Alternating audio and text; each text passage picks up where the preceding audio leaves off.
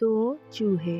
یہ ہے گولو، ایک موٹا تازہ اور صحت مند چوہا، اور یہ ہے چنو جو کہ بہت ہی پتلا، کمزور اور ڈرا سہما رہنے والا چوہا۔ گولو کیونکہ بہت صحت مند تھا، اسی لیے وہ اپنے سارے کام بآسانی سے کر لیتا تھا۔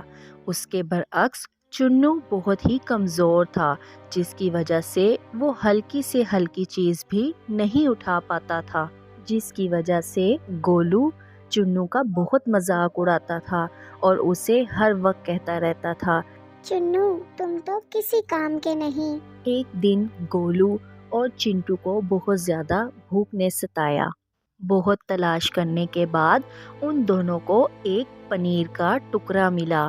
اسے دیکھتے ہی دونوں ٹکڑے کی طرف بھاگنے لگے، لیکن گولو وہیں ٹھہر گیا کیونکہ اسے تو پتا تھا کہ چنو سے یہ ٹکڑا نہیں اٹھایا جائے گا، اور ایسا ہی ہوا۔ چنو جیسے ہی پنیر کے ٹکڑے کے پاس پہنچا تو وہ اسے اپنی طرف کھینچنے لگا، لیکن کھینچنا تو دور کی بات، اس سے تو وہ ٹکڑا ہلایا بھی نہیں جا رہا تھا۔ گولو یہ سب دیکھ کر ہنسنے لگا اور چنو کے پاس آ کر کہنے لگا، ارے او دبلے پتلے چنو، ایک چھوٹی سی چھڑی جتنی صحت ہے تمہاری، اپنے سے بڑے کام کیوں کرنے نکل جاتے ہو؟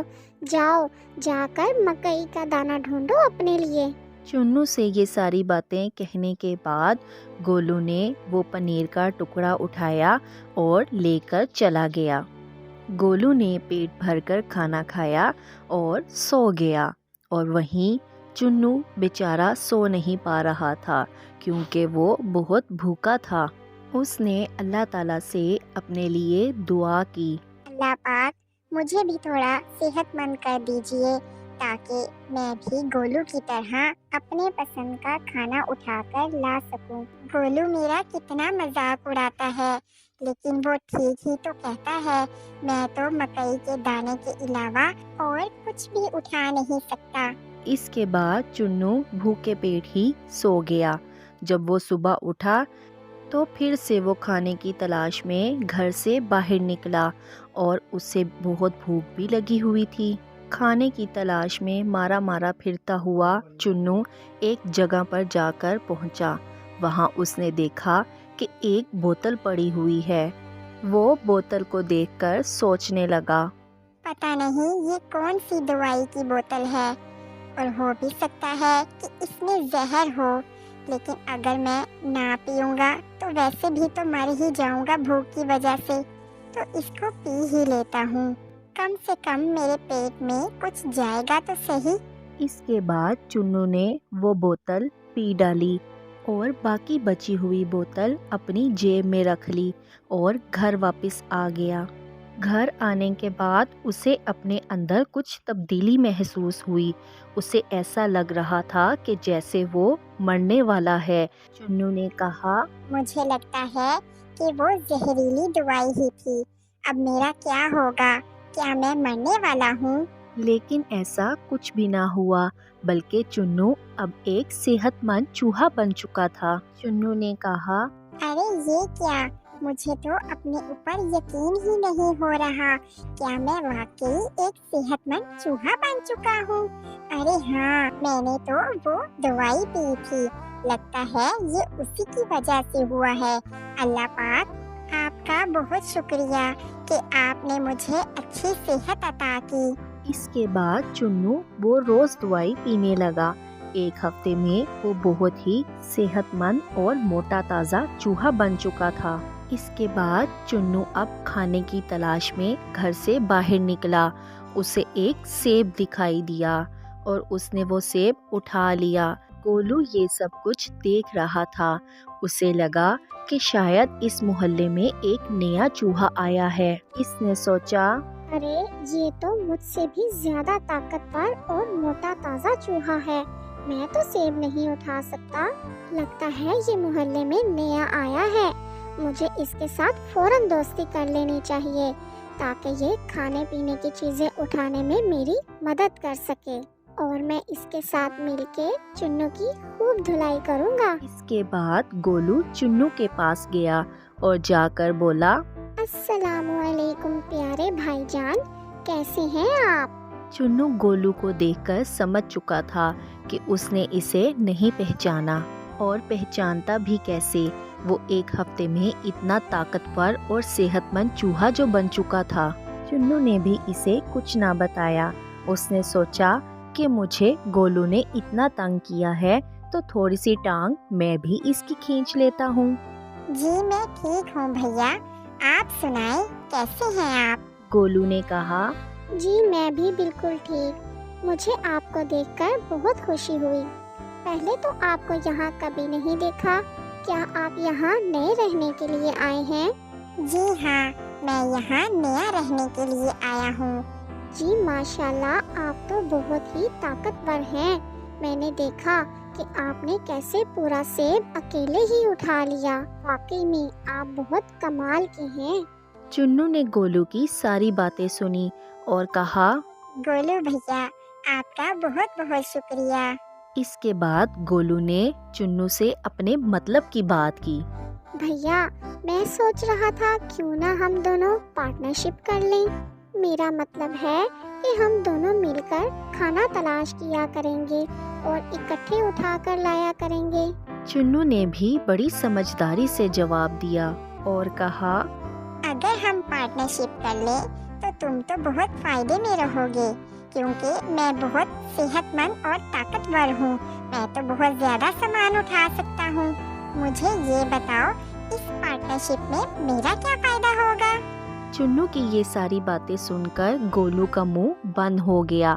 وہ کچھ دیر تو خاموش رہا، لیکن پھر سوچنے کے بعد بولا، ارے بھیا، دوستی میں کیسا فائدہ اور کیسا نقصان؟ ہم تو دوست ہیں نا۔